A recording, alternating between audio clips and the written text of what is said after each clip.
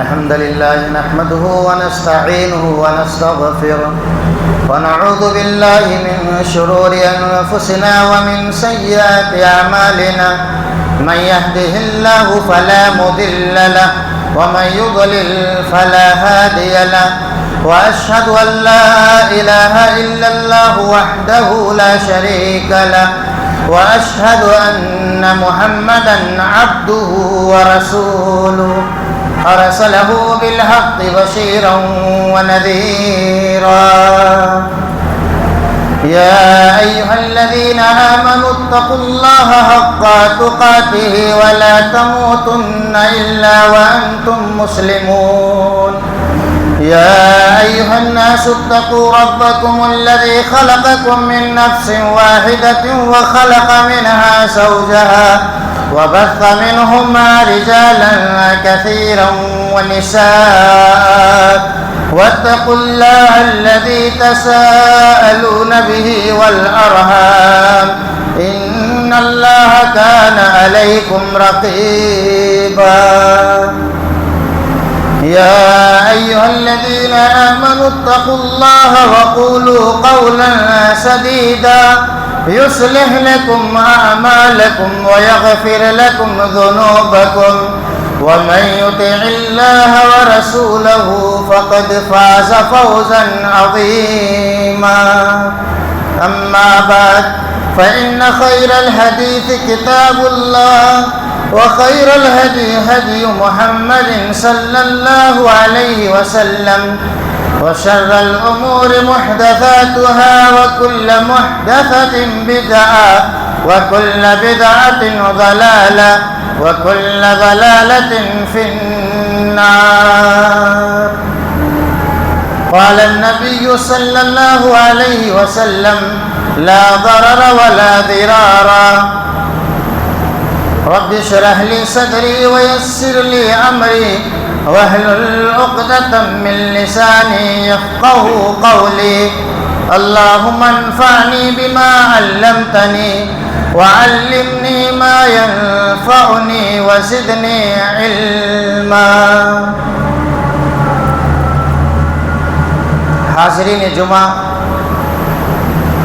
بزرگان دین، نوجوانان ملت اسلامیہ، خواتین اسلام، عزیز بچوں، ہر قسم کے حمد و ثنا، بزرگی، بڑائی، کبریائی اس اللہ رب العالمین کے لیے لائق و زیبا ہے جس اللہ رب العالمین کی صفت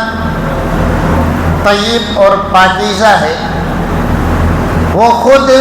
طیب ہے، طیب چیزوں سے محبت کرتا ہے اور طیب اور پاکیزہ چیزوں کو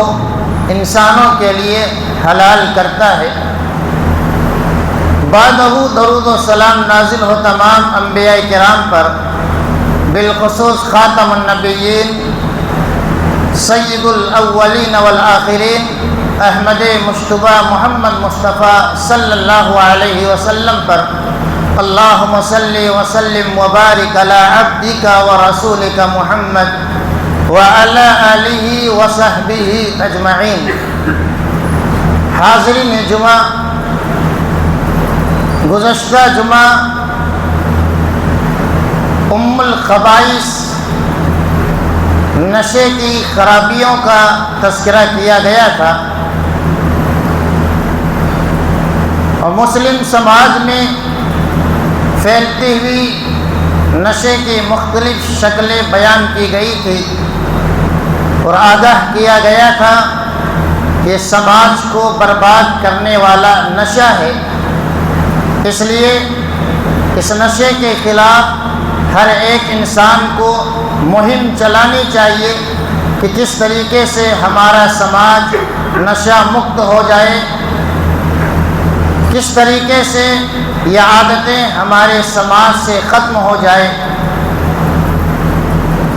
انہی قسموں میں سے کوئی مانے یا نہ مانے، نشہ ہی کی قسموں میں سے ایک بڑی قسم جو آج ہمارے سماج میں رائج ہے، ہر ایک کے یہاں وہ چیز پائی جاتی ہے، پڑھے لکھے ہوں یا ان پڑھ ہوں، بڑے ہوں یا چھوٹے ہوں، امیر ہو یا غریب ہو، جھوپڑی میں رہنے والے فقراء ہی کیوں نہ ہو۔ غرض یہ کہ یہ عادت ایسی عادت ہے کہ صرف مردوں میں نہیں بلکہ کئی مقامات میں خواتین بھی اس لت کی شکار ہو چکی ہے۔ وہ لت اور وہ بیماری ہے سگریٹ، بیڑی، تمباکو، زردہ، پان مسالہ یا اس سے متعلق جتنی چیزیں ہیں۔ اس لیے کہ ہماری اکثریت اس کام میں گرفتار ہے، تو جو یہ کام کر رہا ہے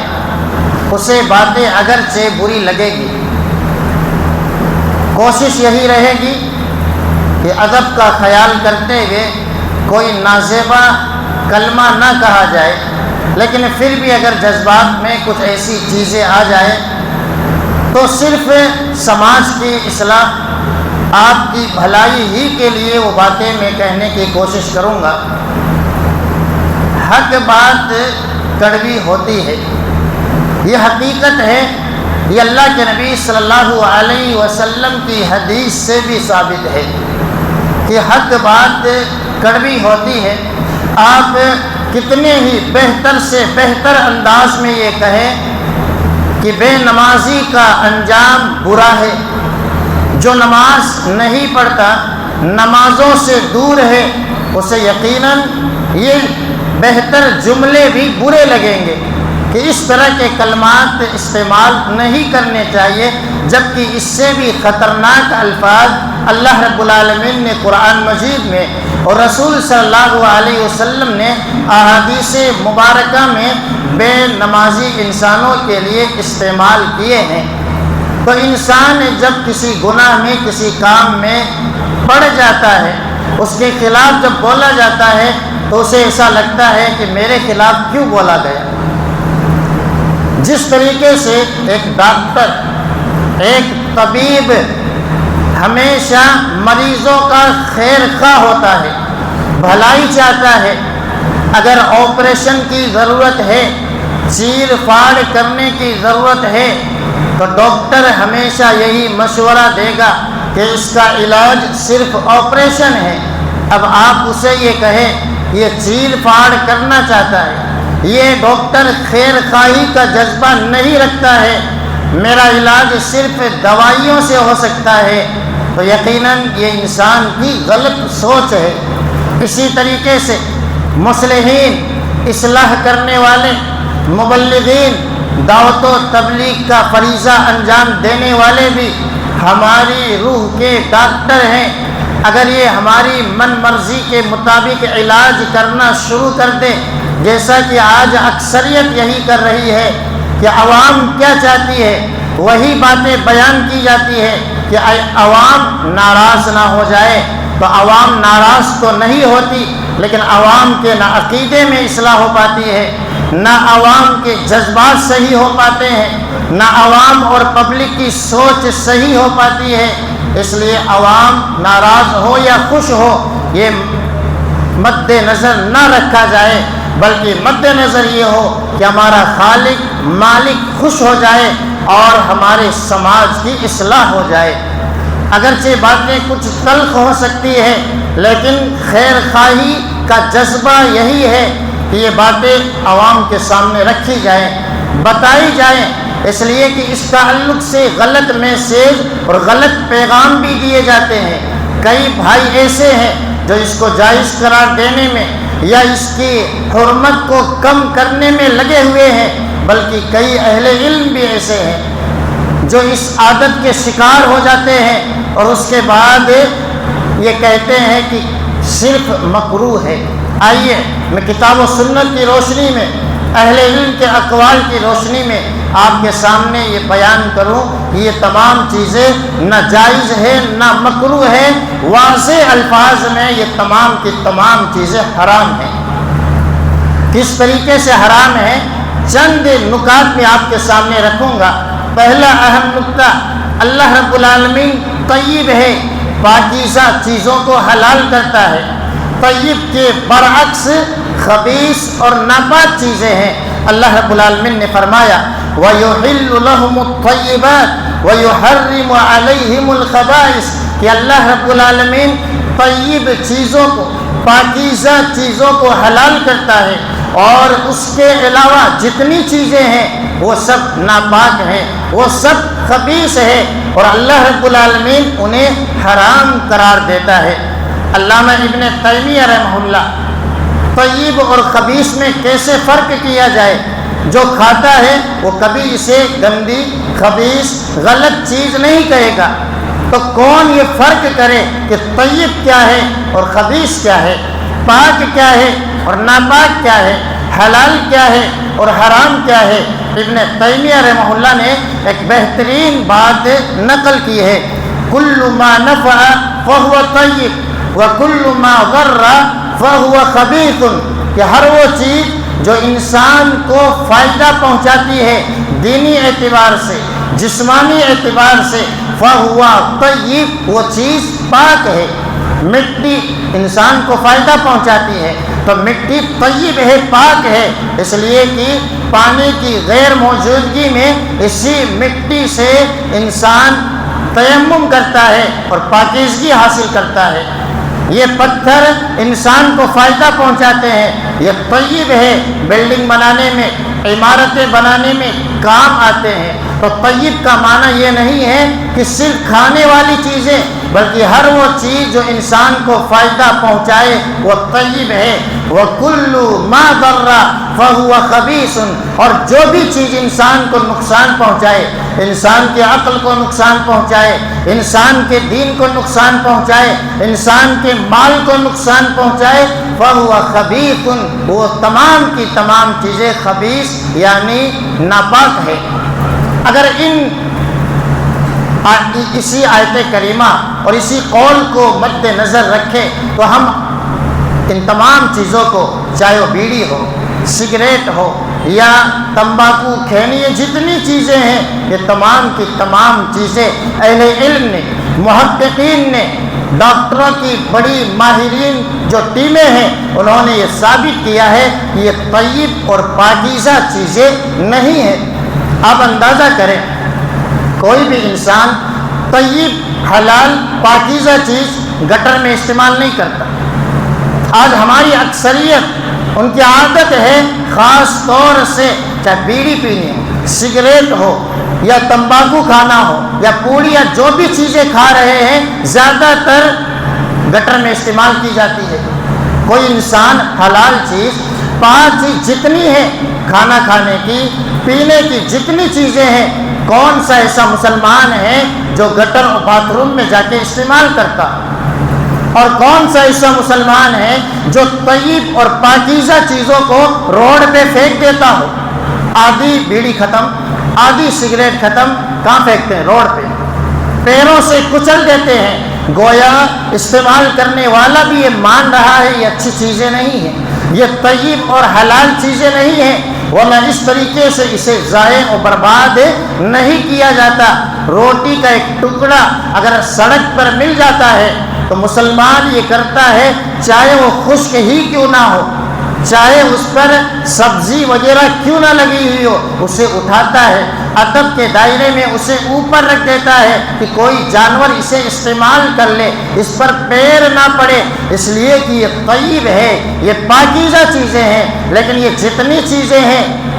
یہ تمام کی تمام چیزیں روڈوں پر ملتی ہے اور گٹر میں استعمال کی جاتی ہے، گویا یہ تمام چیزیں بھی اس بات پر بین دلیل ہے کہ یہ تمام چیزیں طیب کے دائرے میں نہیں آتی ہے، اور طیب کے علاوہ آپ چاہے اسے خبیث کہیں، ناپاک کہیں، غلیظ کہیں، یہ تمام چیزیں اسی میں شامل ہیں۔ آپ اور میں مانے یا نہ مانے یہ حقیقت ہے جو اللہ رب العالمین نے بیان فرمائی ہے۔ دوسری اہم بنیادی چیز جس کی وجہ سے ان چیزوں کو اہل علم نے حرام قرار دیا ہے وہ چیز یہ ہے کہ ان چیزوں میں بھی نشہ پایا جاتا ہے۔ کوئی انسان اگر کسی چیز کا عادی ہو جائے، اسے 2 دانے کھانے کے بعد نشہ نہ آئے 2 یا 3 بیڑی سگریٹ پینے کے بعد نشہ نہ آئے اور وہ یہ کہتا ہے کہ ان چیزوں میں نشہ نہیں ہے، تو اس کی بات نہیں مانی جائے گی، اس لیے کہ شرابی انسان جو شراب کا عادی ہو جائے 2-4 گھونٹ میں اسے نشہ نہیں آتا ہے۔ آپ دیکھیں خاص طور سے مغربی کلچر میں، ویسٹرن کلچر میں یا امریکہ وغیرہ میں انگریز اپنی تمام پارٹیوں میں جو وائن استعمال کرتے ہیں، جو شراب استعمال کرتے ہیں، چند ہی گھونٹ پیتے ہیں صرف لذت حاصل کرنے کے لیے، اور ہم سب یہ مانتے ہیں کہ وہ نشہ ہے اور وہ حرام ہے۔ اسی لیے پچھلے جمعہ بھی میں نے بیان کیا تھا اور آج بھی اللہ کے نبی صلی اللہ علیہ وسلم کی حدیث آپ کے سامنے رکھ رہا ہوں، ما اسکر کثیرہ فقلیلہ حرام، کہ جس کا زیادہ لینا نشہ پیدا کرتا ہو اس کا قلیل، اس کا تھوڑا بھی شریعت میں حرام ہے۔ آپ اندازہ کریں جو ان چیزوں کا عادی نہیں ہے اسے آپ 2 دانے کھلا دیں، جو ان چیزوں کا عادی نہیں ہے اسے 1-2 گھونٹ سگریٹ کا پلا دے، 1-2 چسکا اسے لگا دے، اسے کیسا نشہ آتا ہے، پھر وہ بتائے گا کہ نشہ کیا ہوتا ہے۔ ٹیسٹ کرنے کے لیے کوئی استعمال نہ کرے، لیکن یہ حقیقت ہے، یہ تمام ریسرچ والوں نے ریسرچ کیا ہے کہ ان میں ملائے جانے والے ایسے اجزاء ہیں، ایسی چیزیں ہیں کہ اگر جانوروں کے خون میں یا انجیکشن کے ذریعے سے انسانوں کے خون میں اگر وہ چیز ملا دی جائے تو کس طریقے سے وہ انسان کے خون کو خراب کر دیتی ہے، یا آج ریسرچ کرنے والوں نے، تحقیق کرنے والوں نے تحقیق کے بعد کتابوں میں نقل کیا ہے۔ تو دوسری اہم بنیادی چیز جس کی وجہ سے ہم اور آپ ان چیزوں کو حرام کے دائرے میں لاتے ہیں، اس لیے کہ یہ اللہ کے نبی صلی اللہ علیہ وسلم کا اصول ہے۔ آپ صلی اللہ علیہ وسلم کی بتائی ہوئی شریعت چند الفاظ ذکر کرتی ہے لیکن دنیا کی بہت ساری چیزیں اس میں شامل ہو جاتی ہے، جیسے بدعات ہے۔ اللہ کے نبی صلی اللہ علیہ وسلم نے ایک بدعت کا نام لے کر کے یہ نہیں کہا کہ یہ بدعت ہے، یہ دین میں نیا کام ہے، اس لیے کہ اگر ایک نام لے کر کے اللہ کے نبی صلی اللہ علیہ وسلم ذکر کرتے تو قیامت تک ہونے والی جتنی بدعتیں ہیں ایک بڑی کتاب سے بدعات پر لکھنے کی نوبت آ جاتی۔ اس لیے شریعت رسول اللہ صلی اللہ علیہ وسلم چند الفاظ، چند اصول دیتے ہیں، ان تمام اصول کی روشنی میں ہم اور آپ پرکھتے ہیں کہ یہ بدعت ہے اور یہ سنت ہے۔ اسی طریقے سے شریعت نے یہاں تمام چیزوں کا نام نہیں لیا کہ سگریٹ ہے، اس لیے کہ اس زمانے میں یہ چیزیں پائی نہیں جاتی تھی۔ نشے کی الگ الگ چیزیں الگ الگ زمانوں میں الگ الگ سماج میں پائی جاتی ہے، اس لیے آپ صلی اللہ علیہ وسلم نے وہ تمام چیزیں ذکر فرما دی جو انسان کو نشہ دلانے والی ہے۔ تیسری اہم بنیادی چیز جس کی وجہ سے اہل علم نے ان تمام چیزوں کو حرام قرار دیا ہے وہ یہ ہے کہ یہ انسانی جسم کی صحت کے خلاف ہے۔ یہ تمام چیزیں صحت کے بالکل خلاف ہے، بلکہ صحت کی دشمن ہے، اور یقیناً جسے اللہ رب العالمین نے عقل سلیم عطا فرمائی ہے اسے احساس ہوگا کہ بیڑی کس قدر انسان کے جسم کو نقصان پہنچاتی ہے، سگریٹ کس قدر انسان کی صحت کو نقصان پہنچانے والی، یہ تمباکو، یہ کھینی یا اس کی فہرست میں جتنی چیزیں آ رہی ہیں یہ ہمارے جسم کی دشمن ہے، یہ ہماری صحت کے دشمن ہے، یہ ہماری عقل کی دشمن ہے، یہ ہماری ہارٹ کی دشمن ہے، یہ ہمارے لیور کی دشمن ہے، یہ ہماری آنتوں کی دشمن ہے۔ کتنے نوجوان ایسے ہیں جو اس کے عادی ہوئے، نوجوانی ہی میں کینسر کی لت میں گرفتار ہو گئے، کینسر کے بیمار ہوئے، اور ایسے بیمار ہوئے کہ 20-25 سال میں موت کے منہ میں چلے گئے۔ آج ہمارے سامنے وہ مثالیں ہمارے سامنے ہیں۔ آپ ہاسپٹلوں میں جائیے، اس طرح کے پوسٹر لگے ہوئے ہیں، گال کا کینسر ہے، منہ کا کینسر ہے، زبان کا کینسر ہے، گلے کا کینسر ہے، یہ تمام کے تمام کینسر، اور اس کے آس پاس میں جو چیزیں ہیں وہ یہی ہے کہ بیڑی کی وجہ سے، سگریٹ کی وجہ سے، تمباکو کی وجہ سے آج کتنی جانیں جا رہی ہیں۔ اگر آپ ان تمام چیزوں کو دیکھیں جو سال بھر میں ان تمام چیزوں کی وجہ سے پوری دنیا میں انسان موت کے منہ میں جا رہے ہیں، جاپان پہ گرائے جانے والے جو ایٹم بم تھے ان سے جتنی ہلاکتیں نہیں ہوئی، ایک سال میں اس سے کئی زیادہ موتیں آج WHO کی رپورٹ یہ بتلا رہی ہے کہ لاکھوں موتیں صرف سگریٹ کے دھوئیں کی وجہ سے ہو رہی ہے، بلکہ WHO کی رپورٹ یہ کہتی ہے کہ 3 لاکھ موتیں ہر سال ان لوگوں کی ہو رہی ہے جو سگریٹ پیتے نہیں ہیں، جو بیڑی پیتے نہیں ہیں، لیکن اس سے نکلنے والا دھواں، سگریٹ اور بیڑی سے نکلنے والا دھواں اتنا زہر آلود ہوتا ہے کہ اس کے دھوئیں کی وجہ سے کتنے انسان ایسے ہیں جو موت کے آغوش میں چلے جاتے ہیں۔ ہم اور آپ اندازہ کریں یہ کتنے نقصان والی چیزیں ہیں۔ اللہ رب العالمین نے یہ جسم دیا ہے، اللہ رب العالمین نے یہ صحت عطا فرمائی، یہ نعمت ہے۔ کل قیامت کے دن اسی جسم کے بارے میں، یعنی نعمتوں کے بارے میں اللہ سوال کرے گا۔ اللہ رب العالمین کو کیا جواب دیں گے کہ اللہ رب العالمین تو نے صحت عطا فرمائی، تو نے عقل کی جیسی نعمت عطا فرمائی، تو نے دل عطا فرمایا تھا، لیکن میں نے فلاں چیزوں کی وجہ سے ان کو خراب کر لیا تھا۔ یہ حقیقت میں جسمانی صحت میں کس طریقے سے کھلواڑ کرتی ہے۔ ماہرین یہ کہتے ہیں یہ دھیرے دھیرے کی جانے والی خودکشی ہے،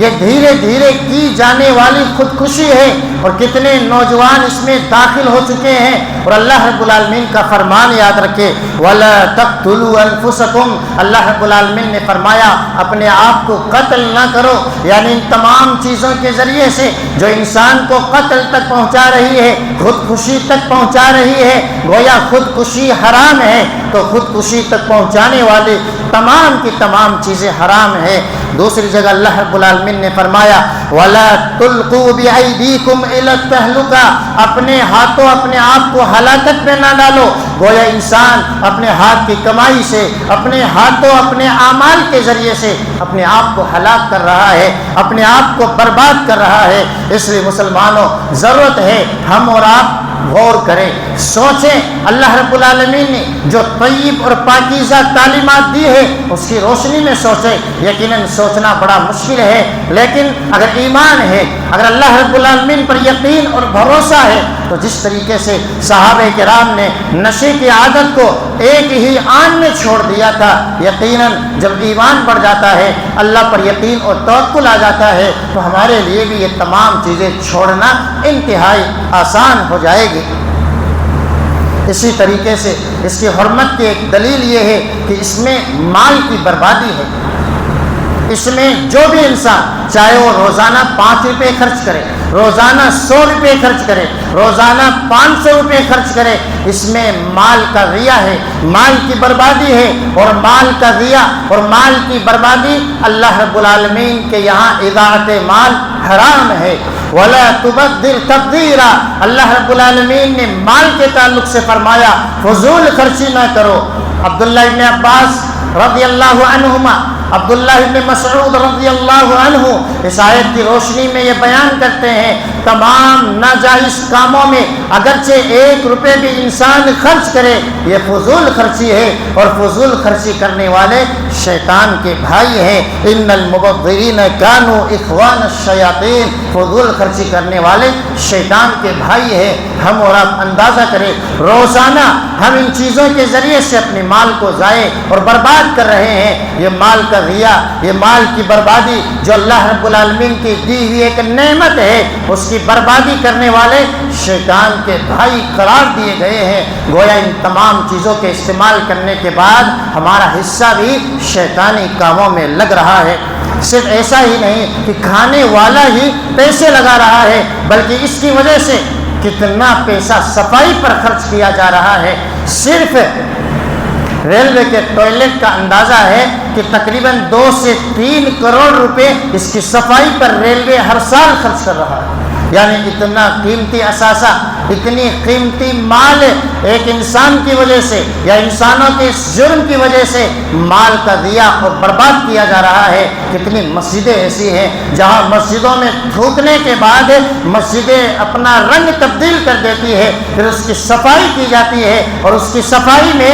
مال لگایا جا رہا ہے۔ ہم اور آپ اندازہ کریں کہ ہمارے اس کام کی وجہ سے، ہماری سلت کی وجہ سے اللہ رب العالمین کے گھر کا مال بھی اس میں خرچ کیا جا رہا ہے۔ ہے۔ اس لیے ہم اور آپ اپنی تمام عادتوں سے آزاد ہونے کی کوشش کریں، اور صرف یہی نہیں بلکہ ایک سماج کی معیشت پر کتنا اثر پڑتا ہے۔ آپ صرف شہر مکرانہ میں ہم اور آپ جو استعمال کر رہے ہیں اس کا اندازہ کریں کہ شہر مکرانہ میں اگر 1 لاکھ کی آبادی ہے اور 1 لاکھ کی آبادی استعمال کر رہی ہے اگر 10 روپے بھی، تو روزانہ 10 لاکھ یوں ہی ضائع ہو رہے ہیں۔ اگر یہی 10 لاکھ مسلمانوں کی تعلیم پر خرچ کیے جائے، یہی 10 لاکھ جو روزانہ خرچ ہو رہے ہیں مسلمانوں کی صحت پر خرچ کیے جائیں، میڈیکل پر خرچ کیے جائیں، اور مسلمانوں کے لیے بہترین ہاسپٹل ہوں، مسلمانوں کے لیے بہترین تعلیم گاہیں ہوں، مسلمانوں کے لیے بہترین ریسرچ سینٹر ہو، مسلمانوں کے لیے بہترین چیزیں بنائی جائیں، اور مسلمانوں کے فائدے کے لیے اگر 1 مہینہ روک لیا جائے یہ تمام چیزیں، یہ تمام خرچے، تو آپ دیکھیں یہاں بہترین سے بہترین کالج بن سکتے ہیں۔ 1 مہینہ جو مسلمان صرف مکرانہ کے مسلمان کھا کر یوں ہی ضائع و برباد کر رہے ہیں، اگر 1 مہینہ اسے جمع کیا جائے، میں دعوے کے ساتھ یہ کہہ سکتا ہوں 1 مہینہ روکنے کے بعد جو رقم جمع ہوگی یقیناً اس سے بہتر ہاسپٹل بن سکتا ہے، بہتر سے بہتر کالج اور جامعات بن سکتے ہیں۔ یہ صرف ایک شہر کا تخمینہ ہے، پوری دنیا کی معیشت پر کتنا اثر ہو رہا ہے۔ یہی وہ مسلمان ہیں جن کے پاس بچوں کی فیس جمع کرنے کے پیسے نہیں ہیں، اگر اسکول کی تعلیم کے نام پر چند پیسے مانگے جائے تو اسکول چلانے والے یہ جانتے ہیں، مدرسے چلانے والے یہ جانتے ہیں کہ روزانہ 150-200 روپے خرچ کرنے والا 200-300 روپے ایک بچے کی فیس جمع کرنے سے قاصر ہے، اور یہاں تک کہتے ہوئے نظر آتے ہیں اسکولوں میں یا مدارس میں کہ بچے کی فیس معاف کر دیں۔ اندازہ کریں مہینے میں کتنا روپے یوں ہی ضائع و برباد کر رہے ہیں، لیکن اسی بچے کے فیوچر کو بنانے کے لیے ایک باپ کے پاس پیسے نہیں ہیں، ماں کے پاس پیسے نہیں ہیں، لیکن یہ تمام چیزیں کھانے کے لیے آج ہمارے پاس پیسے ہیں، اور اس کی محبت اور اس کی لت کیسی پڑ چکی ہے۔ آپ نے دیکھا ہوگا لاک ڈاؤن میں 5 والی پوڑی 20 روپے میں مل رہی تھی، لیکن نشے کی لت اس قدر خراب ہو جاتی ہے کہ انسان رات کو 2 بجے جاگتا تھا کہ فلاں جگہ 2 بجے ہی ملتی ہے، اس کے بعد وہ چیز ملتی نہیں ہے۔ تو یہ عادت اتنی بھیانک اور خطرناک ہے، بارش کا سیلاب آ رہا ہو، پانی بھرا ہوا ہے، یہ عادت اتنی خطرناک ہو چکی ہے کہ لوگ گاڑیاں لے کر کے جاتے ہیں تاکہ وہ خرید لیں، لیکن اللہ کے گھروں میں اس لیے نہیں آتے، بارش ہو رہی ہے، آندھی چل رہی ہے، موسم خراب ہے، گرمی تیز ہے، سردی تیز ہے، اللہ کے گھروں میں عبادت کے لیے 1000 بہانے ہیں، لیکن ان چیزوں کو کھانے کے لیے ہمارے پاس کوئی ہیلا نہیں، کوئی بہانہ نہیں ہے۔ مسلمانوں یاد رکھے اللہ رب العالمین اسراف کرنے والوں سے، اللہ رب العالمین فضول خرچی کرنے والوں سے محبت نہیں کرتا ہے۔ ہم سب یہ چاہتے ہیں، ہر انسان یہ چاہتا ہے کہ میں اللہ کا محبوب بن جاؤں۔ ان عادتوں کو چھوڑ دیجئے، انہ لا یحب المسرفین، اللہ اسراف کرنے والوں سے محبت نہیں کرتا ہے۔ کل قیامت کے دن ایک سوال مال کے بارے میں ہوگا، اللہ رب العالمین بندے کو اکیلا اللہ رب العالمین کھڑا کر کے پوچھے گا، وہاں کوئی ترجمان نہیں، وہاں کوئی ٹرانسلیٹ کرنے والا نہیں، اپنے خالق حقیقی کے سامنے ایک انسان ہوگا، ایک مسلمان ہوگا، وہاں پوچھا جائے گا وعن مالہ من این اکتسبہ وفیما انفقہ، کہ یہ مال کہاں سے کما رہا تھا اور کن جگہوں پہ خرچ کر کے آیا ہے۔ حلال روزی کماتے ہیں، لیکن اس حلال روزی کو، اس پسینے بہا کر کمائی ہوئی روزی کو کہاں خرچ کر کے آئے ہو؟ کیا اللہ کو کوئی مسلمان یہ کہہ سکتا ہے کہ اللہ 10,000 روپے بیڑی پر خرچ کر کے آیا ہوں، 10,000 روپے سگریٹ پر خرچ کر کے آیا ہوں، 10,000 روپے تمباکو اور کھینی پر خرچ کر کے آیا ہوں؟ ہم سب کو یہ احساس ہے کہ ہم رب کے سامنے کبھی یہ جملے نہیں کہہ سکتے ہیں، تو اس وقت کے آنے سے پہلے ہی ہم جاگ جائیں، ہم بیدار ہو جائیں، اللہ کے حضور توبہ اور استغفار کر لیں۔ اسی طریقے سے یہ چیز کیوں حرام ہے، اس کی ایک دلیل یہ ہے، یہ چیز نقصان پہنچانے والی ہے، یہ اذیت پہنچانے والی ہے، یہ تکلیف پہنچانے والی ہے، اس سے آنے والی بو اتنی خطرناک ہے، اس سے آنے والی بو اتنی خطرناک ہے کہ جو اس بو کے قریب نہیں جاتا ہے اسے کبھی کبھار الٹیاں ہو جاتی ہیں، خاص طور سے مائیں اور بہنیں جو ان چیزوں سے کافی دور رہتی ہے، کبھی کبھار جب وہ سفر کرتی ہے یا ایسے مقامات میں جاتی ہے جہاں بیڑی پی جا رہی ہے، جہاں سگریٹ کا دھواں ہے، یا جہاں تمباکو اور کھینی استعمال کی جا رہی ہے، اس کی بو اور اس منہ سے آنے والی بدبو اتنی خطرناک ہوتی ہے کہ کتنے ایسے ہیں کہ جن کا موڈ آف ہو جاتا ہے جب یہ چیزیں کھا کر کے ایک انسان اللہ کے گھر میں آ جائے۔ آپ سوچیں جب یہ چیزیں کھا کر اللہ کے گھر میں آئے تو اللہ کے بندوں کو کتنی اذیت ہوتی ہے جو ان چیزوں سے دور رہتے ہیں۔ اللہ رب العالمین کا دیا ہوا دین اتنا صاف، اتنا شفاف ہے، اتنا پاکیزہ، اتنا خوبصورت ہے کہ وہ حلال چیزیں جو انسانوں کو فائدہ پہنچاتی ہے، لہسن حلال ہے اور فائدہ پہنچانے والی ہے، کچا پیاز حلال ہے، فائدہ پہنچانے والا ہے۔ آج ریسرچ یہ کہہ رہی ہے کہ کچے پیاز میں فلاں فائدے ہیں، لہسن میں فلاں فائدے ہیں، لیکن ان تمام حلال چیزوں کو، پاکیزہ چیزوں کو اور فائدے والی چیزوں کو اس لیے اللہ کے نبی صلی اللہ علیہ وسلم نے منع کر دیا کہ نماز کا وقت ہو رہا ہے، آپ مسجد جانے والے ہیں تو ان حلال چیزوں کو کھا کر اللہ کے گھروں میں نہ آئے۔ فرمایا من اکل ثوما او بصلا فلیعتزل مسجدنا، کہیں فرمایا فلا یقرب مسجدنا، وہ ہمارے گھر، ہمارے مسجد کے قریب نہ آئے۔ جو کچا پیاز اور کچا لہسن کھاتا ہے اللہ کے گھر کی جانب آتا ہے جب یہ حلال چیزیں، پاکیزہ چیزیں، فائدہ پہنچانے والی چیزیں کھا کر مسجد آنے سے منع کر دیا گیا ہے۔ مصلیان اللہ کے گھروں میں آنے والی یہ سوچیں جو چیزیں ہم کھا کر کے آ رہے ہیں، بلکہ یہ لت اتنی خراب ہے، کئی ایسے ہیں جو بیڑی اور سگریٹ کے عادی ہو چکے ہیں، مسجد میں قدم رکھنے سے پہلے باہر پھینکتے ہیں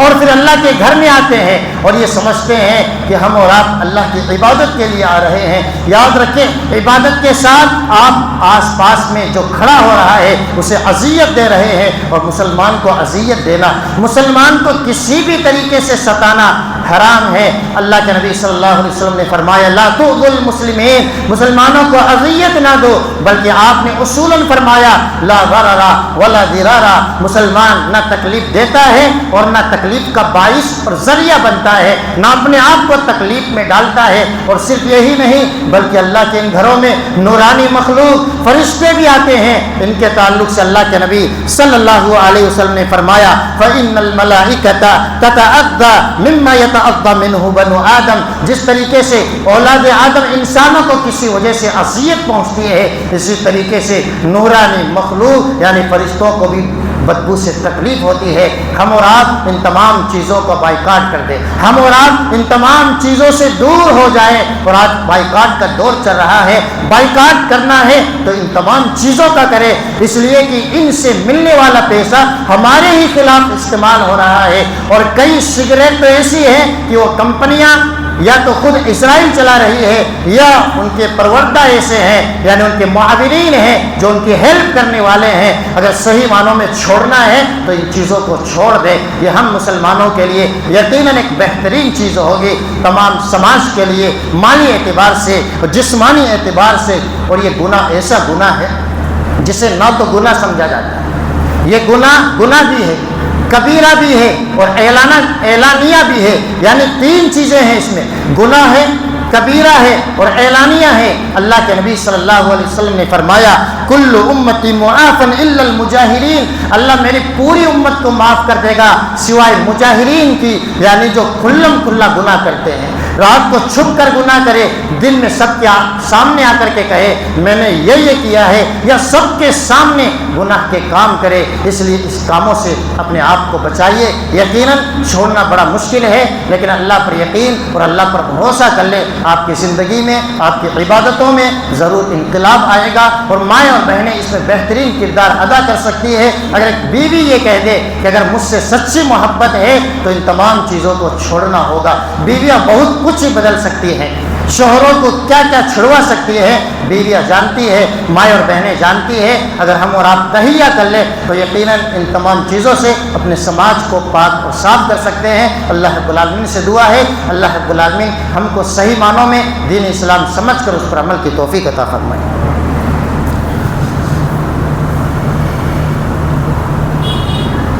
الحمد للہ رب العالمین والعاقبۃ للمتقین وأشهد أن لا إله إلا الله وأشهد أن محمدا عبده ورسوله والصلاة والسلام على عبده ورسوله محمد وعلى آله وصحبه أجمعين۔ جرم یہ بھی ہے کہ انسان گناہ کرے، لیکن اس سے بڑا جرم یہ ہے کہ گناہ کے کام کو، اللہ کی حرام کردہ چیزوں کو انسان ہیلے اور بہانے سے حلال کرنے کی کوشش کرے۔ آج بہت سارے مسلمان ایسے ہیں جو ان چیزوں کے لیے بھونڈی دلیلیں دیتے ہیں، فلاں کھاتا ہے، ڈاکٹر استعمال کرتے ہیں، فلاں علماء ہے وہ کھاتے ہیں، فلاں یہ کرتے ہیں، فلاں کتاب میں آئی ہوئی ہے۔ اور یقیناً جتنے ریسرچ کرنے والے اہل علم ہیں یا اہل علم کے علاوہ ماہرین اطباء اور ڈاکٹر ہیں، سب یہ ثابت کرتے ہیں یہ چیزیں ہر اعتبار سے نقصان دہ ہے اور نقصان دہ چیزیں شریعت میں حرام ہیں۔ اس لیے اگر کوئی کھاتا ہے، اسے عادت ہو گئی، نہیں چھوڑ پا رہا، تو کم سے کم اس جرم میں گرفتار تو نہ ہو کہ وہ اسے حلال کرنے لگ جائے، اسے جائز کرنے لگ جائے اور اللہ کے فیصلے کو بدلنے لگ جائے کہ نہیں ایسا اور ویسا ہے۔ یہ جرم اس سے بھی زیادہ خطرناک ہے جو ہم اور آپ کر رہے ہیں۔ دوسری اہم بات اس کے تعلق سے یہ بھی یاد رکھیں کہ شریعت کا یہ اصول ہے کہ جس کا کھانا حلال ہے اس کا بیچنا بھی حرام ہے۔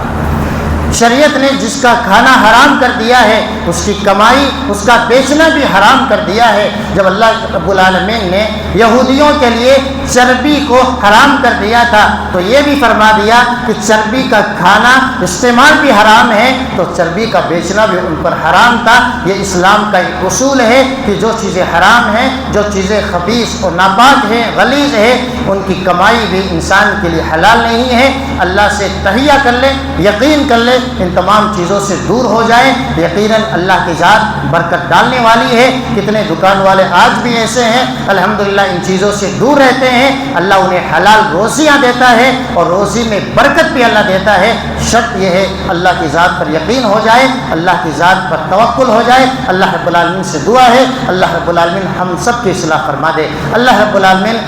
ہمارے سماج میں جتنی بھی ناپاک چیزیں ہیں، خبیث ہیں، غلیظ ہے، نقصان دہ چیزیں ہیں جس میں ہمارا سماج ملوث اور گرفتار ہے، اللہ ہم سب کو ایسا یقین عطا فرما دے۔ اللہ ہم سب کو ایسا ایمان دے دے کہ ہم ان چیزوں سے دور ہو جائے، ان عادتوں سے دور ہو جائے۔ اللہ ہم سب کے ایمان کی حفاظت فرما، ہمارے مال کی حفاظت فرما، ہمارے جسم کی حفاظت فرما، ہمارے منہج کی حفاظت فرما۔ اللہ ہمارے مسجدوں کی حفاظت فرما، اللہ ہمارے گھروں کی حفاظت فرما، اللہ ہمارے مدارس کی حفاظت فرما۔ جب تک ہمیں زندہ رکھے دین اسلام کے ساتھ زندہ رکھ، اور جب ہمارا خاتمہ ہو ایمان بالخیر کے ساتھ ہو۔ آمین۔